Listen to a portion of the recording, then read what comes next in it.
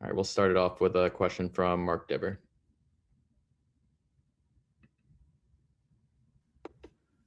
Hi, Jay. Do you expect Vladar to start tomorrow, and will Studnicka be in the lineup? Both, to be honest with you, Mark, are a wait to see just because the Bruins play tonight.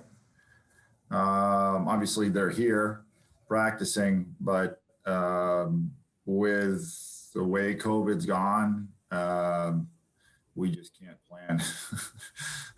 It's just the way it is. So we're a wait and see. I mean, certainly they're here to get some work in. Both of them. Jack's coming back from an injury, and Daniel's obviously been on the taxi squad. He really hasn't had his own net in practice up there, so that was really the focus. If things go well tonight, we'll see, and I'll let you guys know in the morning. And Josiah Didier, how about him for tomorrow? He's not cleared yet. Had an appointment yesterday, and they like where he's at, but he's not ready. It was a procedure done a while back, and they're being cautious just to make sure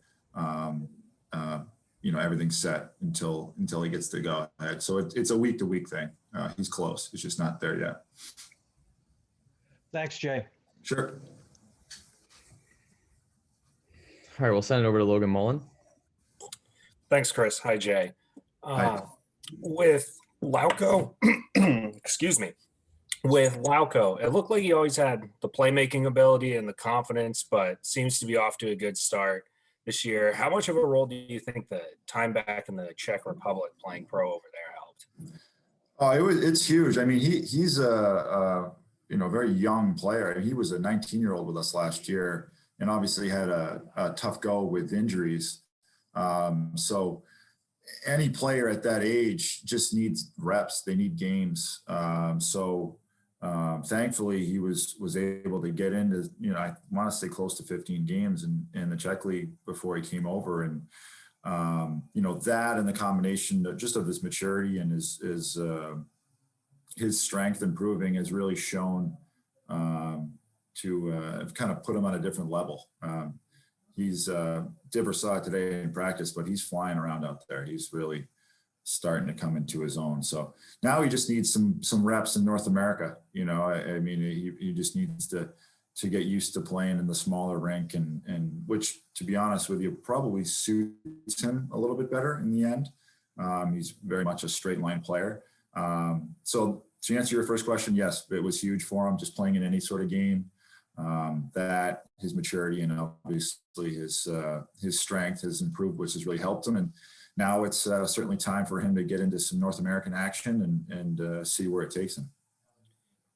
I know it's early and he's only 20, but what kind of offensive player do you think he can be? Like, do you think he can be a goal scoring type? I know he did a little bit in juniors, but what type of makeup do you kind of see? Well, he certainly has the makeup for a goal scorer. Certainly, is he a pure goal scorer? I don't really know. It's hard to say. I never want to put limitations or expectations on these guys. They're so young. It doesn't really do us any good, nor the player. But I can tell you he's got a shot. He can make a high-end play in tight. He can make a high-end play off the rush. Certainly has the speed. So he has a lot of characteristics, of someone that can score obviously at this level and at the next one. So the potential is certainly there. And I think his desire to do so is also there. So makes for certainly an interesting prospect within our organization. Thank you. Okay. All right, we'll send it over to Kevin DuPont. Jay, picking up on Mark's question there about Vladar and Studnicka and just the challenges of COVID, what so far have you experienced in terms of either day-to-day frustration or charting practices or thinking 72 hours ahead? It's forced us as coaches to rethink a lot of things. We obviously can't have the meetings we've had.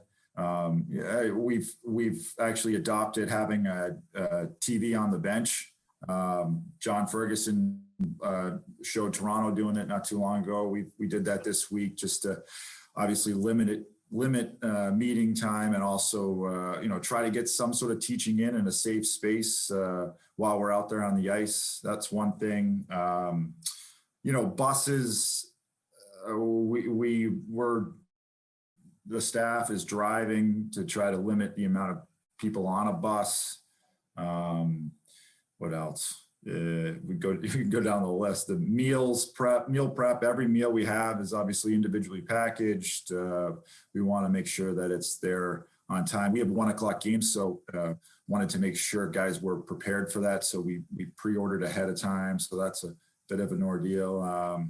You name it. I mean, we're certainly trying our best to take all the precautions, and it's definitely a different landscape than we're used to. My optimism likes to think that it's going to make us better as coaches. We've got to be more concise.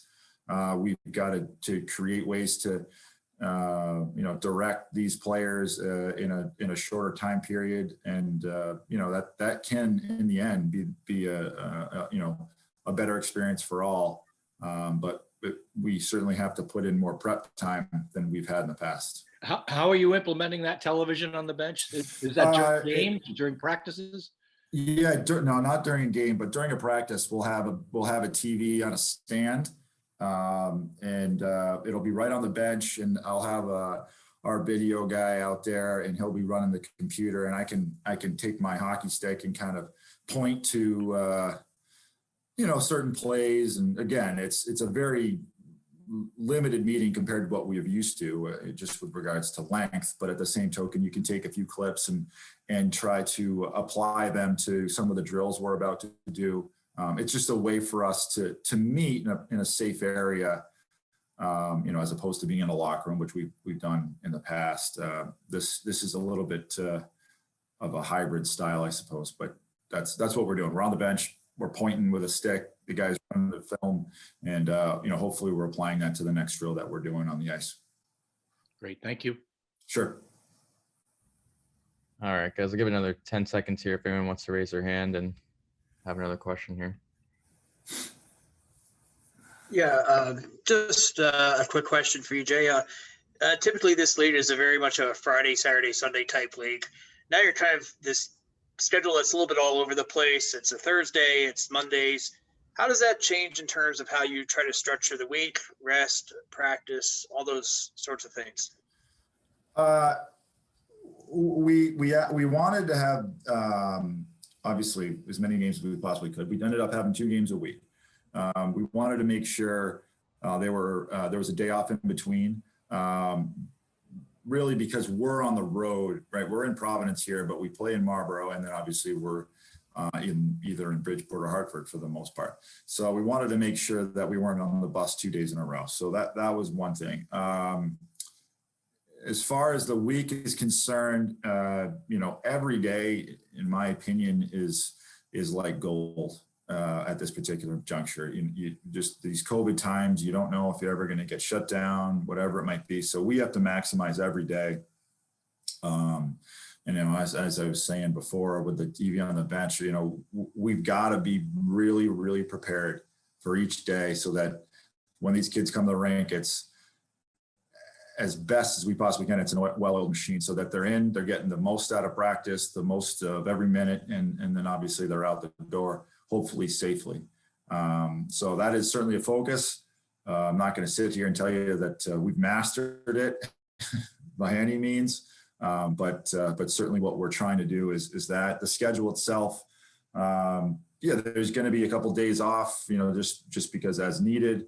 But the majority of days we're either playing games or we're getting better on the ice, and blitzing this 3-month season that we're having. All right, we'll send it over to Steve Conroy. Hey, Jay, how you doing? Hey, Steve, good. How are you? Good. Obviously, the Boston roster is a pretty tough one to crack right now. With a kid like Senyshyn, I know he's a great kid, but how do you keep him from getting discouraged and thinking he's got a roadblock ahead of him? I'll be honest. I've said it before. I haven't really had to do that. You know, he is a great kid, and he's driven really big off season this with regards to the weight room, and he's certainly trying his best and doing all he can, whether it's within our organization or somewhere else, to show that he's an NHL player. And you know, he's got a chip on his shoulder, and so all I'm doing is encouraging that. You know, I think there were times in the past where certainly from a development standpoint, we had to push him just like we've had to push a lot of players, but now he's become a bit more of a leader for us. You know, he had some success the last game, productive wise, offensively, and which was nice to see. And he's out there in practice. He's got a smile on his face, and he's going to work. So I give him a lot of credit. There's been a lot of talk about that draft. And I have never seen him pout. You know, he and I have had discussions about, you name it, throughout the years. But at the end of the day, he's left here with a smile on his face, and he's come back ready to work and ready to get better. So, you know, I see it in his play. I really do. I think his teammates do as well. And his chance will come. It will. I mean, it's just inevitable. It's just what happens. You know, Cardi Verhaeghe was in the minors for 4 years in the Islanders organization. And I could go through a list of guys. It just took a little bit longer than others. And I think he's of that mindset, and his opportunity will come. Thank you. Sure. All right, we'll send it back to Kevin DuPont. Jay, you getting any sense of guys sort of improvising on their own? You know, have they gone and gotten, say, elliptical machines for their apartments or treadmills or anything? It's not like they can run down to the health club on their own. Yeah. I'm just trying to think off the top of my head if I've heard of it. Well, some of our guys, we're really pretty close to each other with regards to where guys are living down here. So some are in a residence inn that I know was really nice to have blocked off their gym really just for us. So a couple guys have been there. We space out our workout times in small groups, so they're able to get a lot of that stuff in here. One area, Kevin, I just thought of that we're doing something different is we're doing Zoom meetings in the afternoons as well. That's another thing we've done. Just came to me. Ryan Mougenel started that a couple days ago, and I think guys are actually starting to like it. So we've done that a few times, and you know, as you all know, there's not much to do. Right. Other than come to the rink and go home and try to stay safe. So listen to us ramble on the computer for a little bit isn't a bad idea sometimes.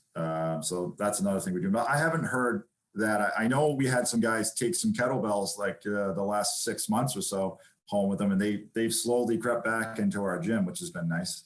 Yeah. But nothing like that. And in the Zoom sessions, would you go over a power play, or would you go over? Yeah.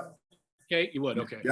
Yeah. Moose has got the D, so he's going over concepts with the D. We have a very young D core, which, and as you guys know, the Bruins have a certain way we play defensively, and it takes some time for them to understand all that. So Zoom is great too, especially with a smaller group, even just like this, to have discussion. I find, and you know, you can share your screen and we can show video, and it's a little bit more of a workshop than I think it is a meeting. Which is great. And he's, you know, we've taken to that, and I think the guys have enjoyed it. Thanks again. Sure. All right, we'll send it back over to Mark Dever. Yeah, hi again. Sure. Jay, I may be imagining this, but the practices I've watched this year, the pace seems faster than it normally would be at I don't know, the middle of February. Am I crazy, or is that what's going on? I would say you're accurate in that. I don't know if it's just because we're faster or guys are much more excited to just be here and actually playing hockey, or the ice at Lynch Arena is really hard and really. But no, I would agree with you. We've said it multiple times. I mean, we have a younger team we've obviously as an organization put an emphasis on the ability to skate and perform at speed. So you're seeing that, we've got guys that can really skate really from the back end on out. So I don't think you're wrong in saying that. Yeah. Thank you. Sure. All right, guys, that's all the time we have for today. Thanks, Coach. Okay, guys. Thanks.